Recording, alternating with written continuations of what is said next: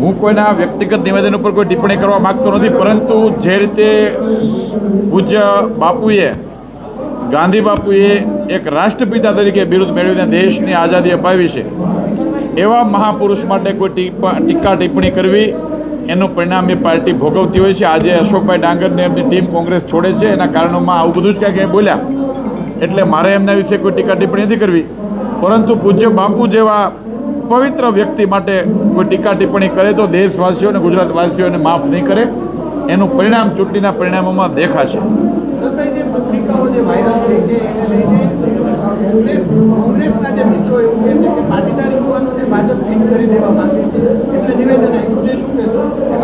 કોંગ્રેસ, મેં પહેલાં કીધું હતું, કોંગ્રેસ પાસે કોઈ મુદ્દો છે ને ચૂંટણી લડવા માટે, કોઈ નેતા નથી, કોઈ વિઝન નથી, એટલે તૃષ્ટિકરણની રાજનીતિ કરી એક કોમથી બીજી કોમ વચ્ચે વૈમનસ્ય ફેલાવવું આ કોંગ્રેસનો જૂનો ધંધો છે.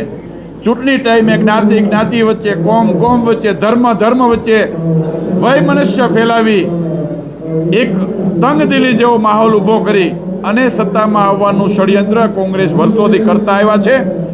પરંતુ કોંગ્રેસ હતાશ થઈ ગઈ છે, કોંગ્રેસ બોખલાઈ ગઈ છે અને કોંગ્રેસ પાસે કોઈ કાર્યકર્તા નથી રહ્યા, એટલે આ પ્રકારના ગતકડાઓ કરવાની પ્રયત્ન કરે છે. મને રાજકોટની અને ગુજરાતની શાણી જનતા ઉપર વિશ્વાસ છે, ગૌરવ છે કે ભારતીય જનતા પાર્ટીને જબરદસ્ત જન સમર્થન આપી, નરેન્દ્રભાઈ મોદી સાહેબના નેતૃત્વને જબરદસ્ત સમર્થન આપીને ઐતિહાસિક પરિણામ આપશે. આમાં ક્યારેય ભારતીય જનતા પાર્ટી કોઈને ફિટ કરી દેવાના એજન્ડા સાથે નીકળતી નથી. જે લોકોએ ખોટું કામ કર્યું છે એણે ભોગવવું પડતું હોય છે. આ પ્રકારની માનસિકતામાં એ કોંગ્રેસની છતી થઈ છે મતદાન પહેલાં, એ દેશની જનતા, ગુજરાતની જનતા અને રાજકોટની જનતા જોઈ રહી છે.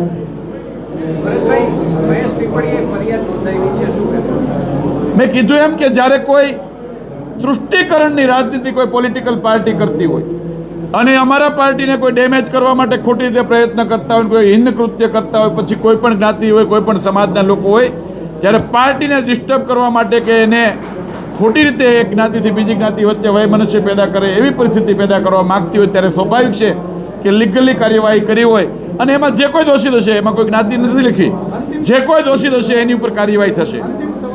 રાજકોટથી બધા વિડીયો વાયરલ થઈ રહ્યા છે.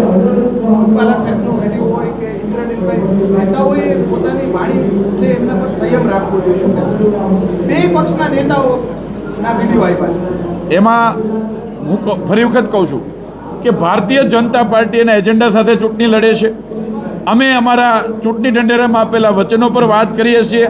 અમે અમારા નેતાએ 10 વર્ષમાં કરેલા કામોના હિસાબ લઈને લોકોની વચ્ચે જાય છે. ગુજરાતમાં 28 વર્ષથી ભારતીય જનતા પાર્ટીના શાસનમાં કરેલા વિકાસના કામો લઈને જઈએ છીએ. કોંગ્રેસ પાસે એવું કંઈ છે નહીં.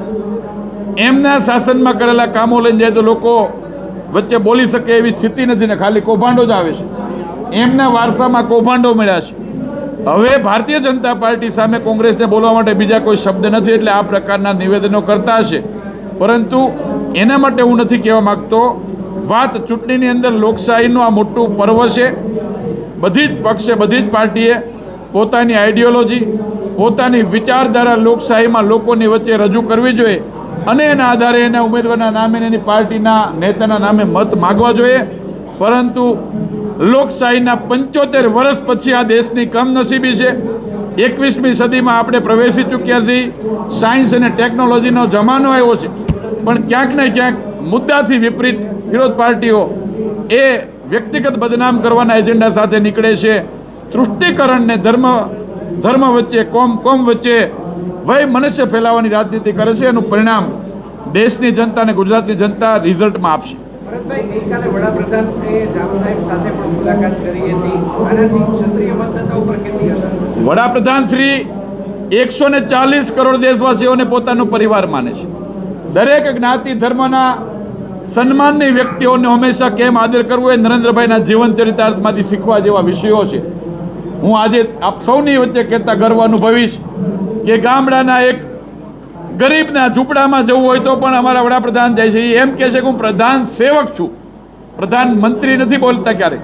એક પ્રજાના સુખે સુખી ને પ્રજાના દુઃખે દુઃખી, ત્યારે હું માનું છું કે 18 વરણ દરેક ધર્મ દરેક જ્ઞાતિ એ એને પોતૈકા માને છે અને બધા જ એમને રિસ્પેક્ટ કરે છે. આપણે જોયું ગઈકાલે જે રીતે હજારોની સંખ્યામાં લોકો ધોમધકતા તાપમાં બપોરે 1 વાગે સુરેન્દ્રનગરની સભા હોય, 11 વાગે આણંદની સભા હોય, 3 વાગે જુનાગઢની સભા હોય કે 5 વાગે જામનગરની સભા હોય, લોકો પોતાના નેતાને આશીર્વાદ આપવા 88 વર્ષના વૃદ્ધ માજી હોય કે અમારા આદરણીય જામ સાહેબ હોય કે અમારા ગામડાની અંદર દલિત સમાજ હોય, આદિવાસી સમાજ હોય, ખેડૂતો હોય, યુવાનો હોય, મહિલાઓ હોય, સાર્વત્રિક રૂપમાં એ નરેન્દ્રભાઈને એમના આશીર્વાદ આપવા માટે આવ્યા છે. ત્યારે અમારા માટે દરેક જ્ઞાતિ એ અમને પ્રેમ આપ્યો છે ને એના કારણે ગુજરાતમાં 28 વર્ષથી દેશમાં 10 વર્ષથી અમારી સરકાર છે. ત્રીજી વખત વડાપ્રધાન તરીકે નરેન્દ્રભાઈ 400થી વધારે સીટો સાથે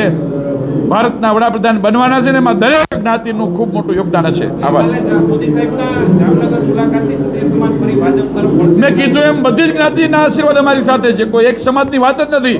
18 વરણ દરેક પ્રોફેશનમાં કામ કરતા મહિલા, ખેડૂતો, યુવાનો, બહેનો, માતાઓ, દરેક ધર્મના લોકો, દરેક જ્ઞાતિના લોકો, દરેક સંપ્રદાયના લોકો, આખો સમાજ એને પોતાનો દીકરો માને છે અને એ પ્રેમ ઉત્સાહ આપ જોઈ રહ્યા છો. વિશ્વની અંદર પણ એ જે ઉત્સાહ મળે છે ત્યારે ગુજરાતની અંદર તો એ ગુજરાતના નેતા માટેનો ગૌરવ આપણે કાલે જોયું છે.